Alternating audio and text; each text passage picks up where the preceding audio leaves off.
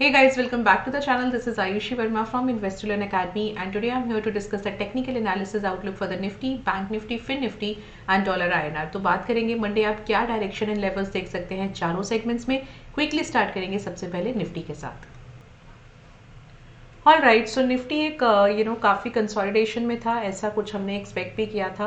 हालांकि थोड़ा सा बुलिश मोमेंटम भी एक्सपेक्ट किया था, बट अभी है क्या कि ऑल टाइम हाइज हैं और कहीं ना कहीं एक रेजिस्टेंस आपको नज़र आ रहा है. तो अगर मैं बात करूं मंडे आप क्या एक्सपेक्ट कर सकते हो, तो 22,500 के आसपास का एक अच्छा रेजिस्टेंस मुझे नज़र आ रहा है.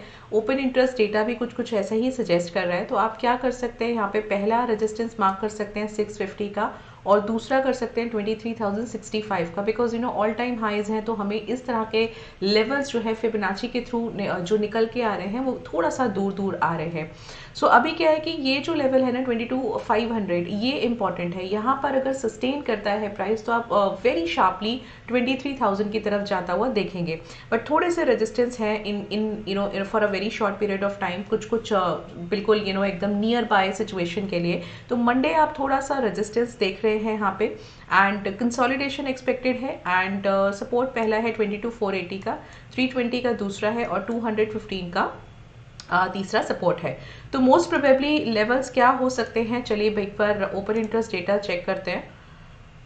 सो yes, we are getting a very good resistance है 22,500 एंड रेंज में यहाँ पे 700 का मार्क करती हूँ टू द अपसाइड, और एक रेंज में यहाँ पे मार्क करती हूँ 22,300 का.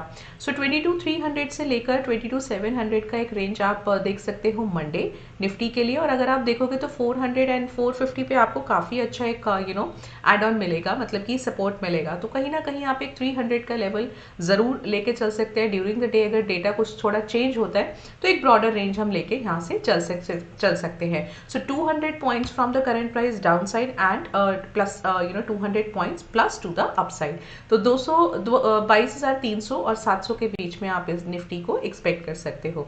बैंक निफ्टी की अगर मैं बात करूं, सो बैंक निफ्टी भी थोड़ा सा वीक है. अगर आप देखोगे ये करंट सिचुएशन एक ऐसा है कि जहां पर काफ़ी स्ट्रॉन्ग रेजिस्टेंस है. तो 48,000 के आसपास एक काफ़ी अच्छा रेजिस्टेंस है, और 4890 का पहला रेजिस्टेंस है, 48,200 का दूसरा एंड 380 का तीसरा रेजिस्टेंस है. 47,805 का पहला सपोर्ट है, 47,550 का दूसरा है एंड 260 का तीसरा है. तो मोस्ट प्रोबेबली अभी क्या है ना कि ये ट्रेंड लाइन है बहुत इंपॉर्टेंट.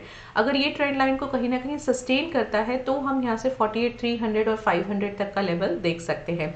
तो एक साइडवेज कंसोलिडेशन आप एक्सपेक्ट कर सकते हो बैंक निफ्टी में भी. और अगर ओपन इंटरेस्ट की मैं बात करूं, सो ओपन इंटरेस्ट यस 48,000 पे थोड़ा रेजिस्टेंस है, बट 47,500 पर सपोर्ट भी है.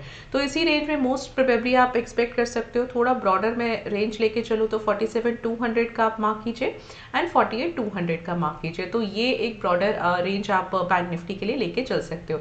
बट हाँ, थोड़ा सा ये है कि 48 के पास आपको प्राइस अगर जाता है तो वहाँ से थोड़ा आप फॉल एक्सपेक्ट कर सकते हो एटलीस्ट मंडे के लिए.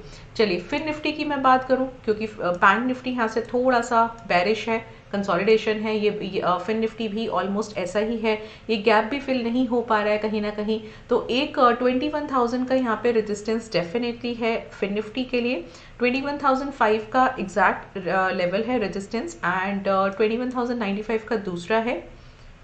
1 सेकेंड, सो 21,005 का सपोर्ट 1 है, बिकॉज क्लोजिंग जो है वो उसके आसपास आया है. तो सपोर्ट पहला है 21,005 का, दूसरा सपोर्ट है 20,865 का और तीसरा है 735 का. रेजिस्टेंस पहला है 21,095 का, दूसरा है 21,200 का और तीसरा है 340 का.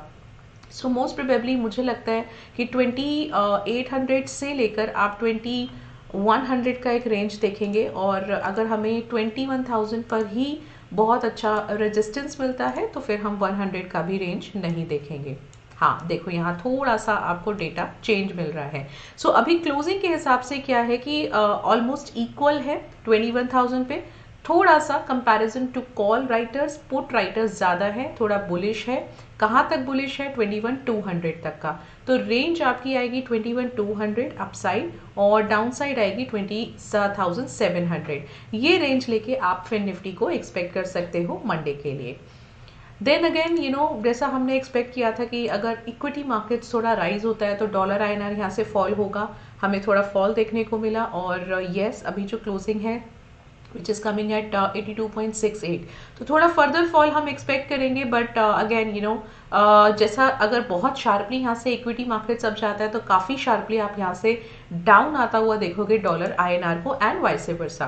तो कहीं ना कहीं आप एक रेंज क्या लेके चल सकते हो, पहले लेवल्स की बात करते हैं। तो 82.70 का रेजिस्टेंस 1 है, 82.83 का रेजिस्टेंस 2 है, 82.63 का सपोर्ट 1 है और 48 का सपोर्ट 2 है।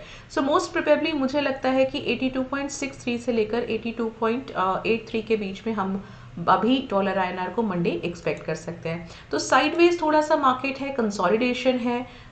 फिर once the trend will be clear, थोड़ा कंसोलिडेशन से जैसे बाहर आएगा तब हम एक वन साइडेड डायरेक्शन एक्सपेक्ट कर सकते हैं सभी सेगमेंट्स में। So this is all from my side. Enjoy your weekend and if you are liking this video, so do subscribe the channel and like this video, and I'll meet you on Monday.